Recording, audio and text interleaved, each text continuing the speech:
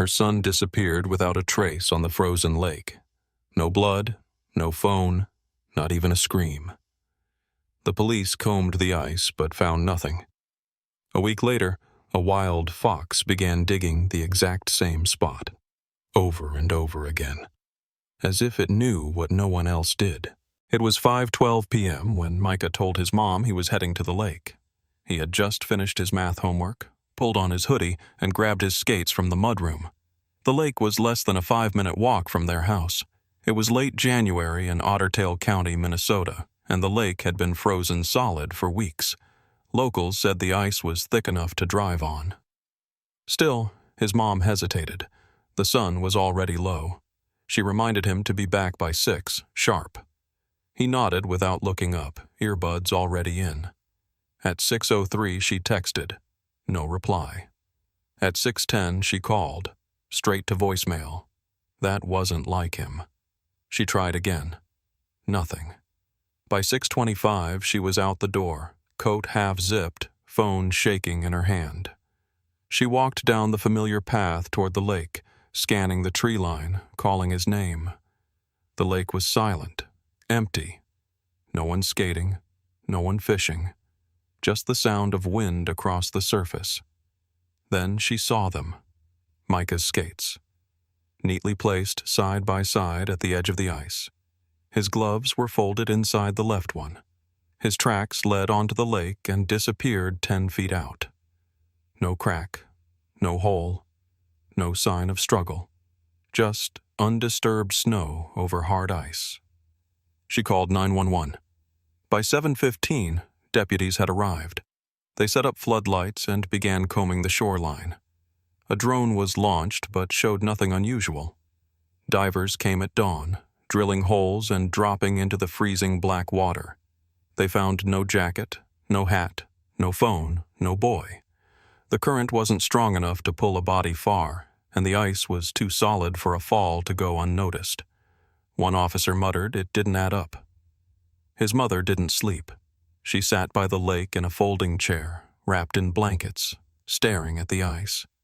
She replayed every moment of the last week, looking for a clue she missed. He hadn't seemed sad. He hadn't fought with anyone. He was excited about the science fair. It made no sense. By the 3rd day, they told her he was likely gone. Possibly fell through a weak patch or wandered off.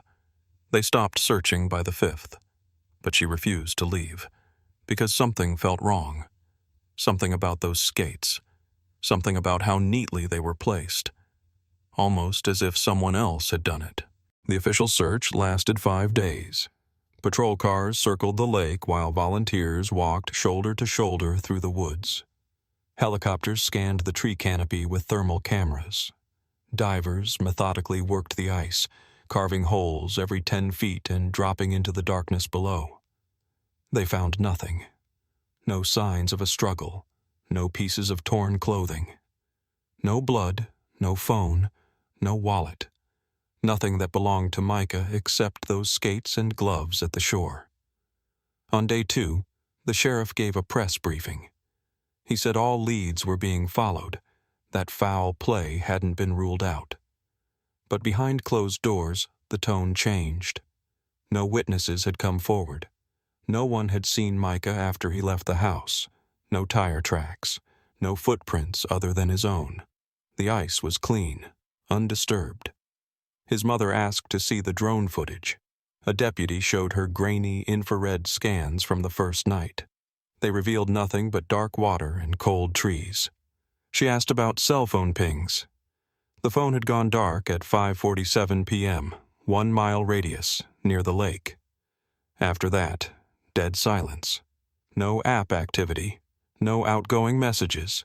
It was as if he vanished all at once. She begged them to keep searching. They told her about budget limits, about manpower, about winter dangers. The lake had been covered. The woods had been swept. If he were out there, they would have found something. But they hadn't. So they stopped. Quietly. Without announcement. The yellow tape was taken down. The search base was packed into trucks. The last diver nodded at her and said he was sorry. Micah's bedroom remained untouched. She couldn't bring herself to wash his sheets. His homework was still spread across the dining table. His backpack sat by the door, half-zipped. There were 2 frozen pizzas in the freezer he had asked to bake over the weekend. The unopened ones, the ones that made her cry every time she saw them. The town moved on quickly. Kids went back to school, neighbors stopped checking in. Local news dropped the story. A week later, his name was mentioned only once during Sunday service. His mother knew the script. People always move on faster than they should. But she couldn't. Not until she knew what had happened. Not until someone gave her a reason. Or a body. Or both. 7 days after Micah vanished, she received a call from her neighbor, Tom Wilcox. He lived across the lake, retired, usually quiet. That morning he sounded confused. He said there was a fox on the ice.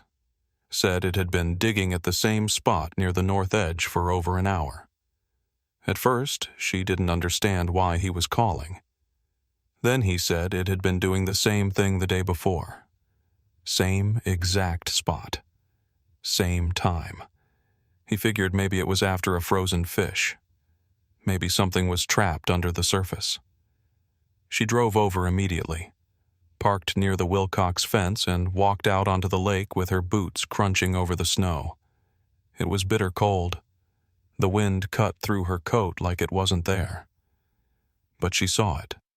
The fox. Small. Red. Thin from winter. It was hunched down over a rough patch of ice, clawing, scraping with its paws. Its fur was matted with frost. The ground around the spot was scored with shallow scratches. She approached slowly. It didn't run. It just looked at her. Not scared, not curious. It stared like it knew her. She came back the next day, and the next.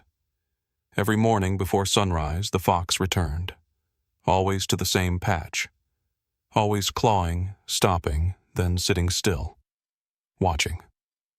She recorded it on her phone. Time-lapse. Full clips. Posted one to Facebook. No one paid attention. A few likes.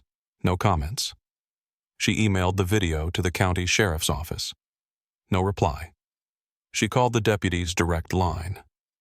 Left 3 voicemails. Still nothing. On the 4th morning, she brought a folding chair and a thermos of coffee. Sat quietly 10 feet from the fox. Watched it scratch for nearly an hour. When it stopped, it sat again. This time it turned its head, looked past her, toward the trees, toward her house on the far side of the lake. It held the stare. Didn't blink. Just fixed its eyes there like it was waiting for someone to come out.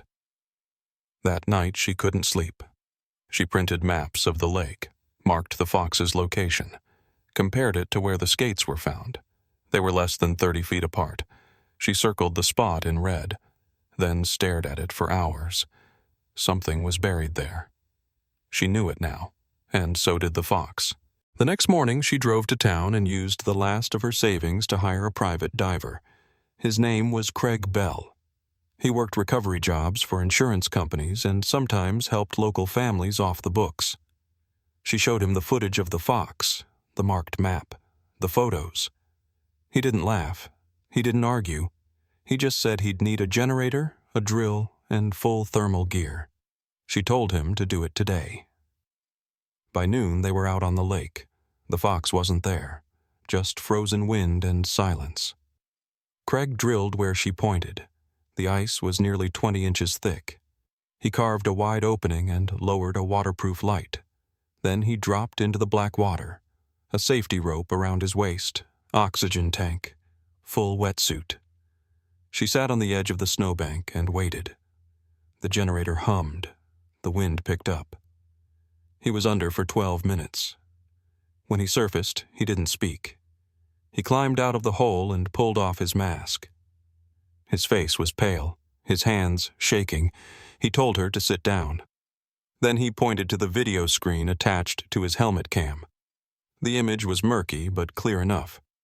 Just beneath the ice shelf, Wedged inside a deep vertical crack was something red. A jacket. Micah's jacket, stuffed tight between frozen walls, still zipped. Inside the sleeve was a hand, pale, curled, clutching something metallic. Craig reached into his coat and handed her a sealed plastic bag. Inside was a house key, her spare, the one that had been missing from the kitchen drawer for months. Police arrived 2 hours later. They sealed the scene. Divers confirmed it. Micah's body had slipped into a vertical fracture, narrow, almost invisible from above. No one had checked that spot because it hadn't seemed possible. Too far from the skates, too shallow. But the body had been dragged by something. The key was scraped. There were markings on his jacket. An autopsy later confirmed blunt trauma to the head, post-mortem, defensive wounds on his arms, and a second set of DNA under his fingernails.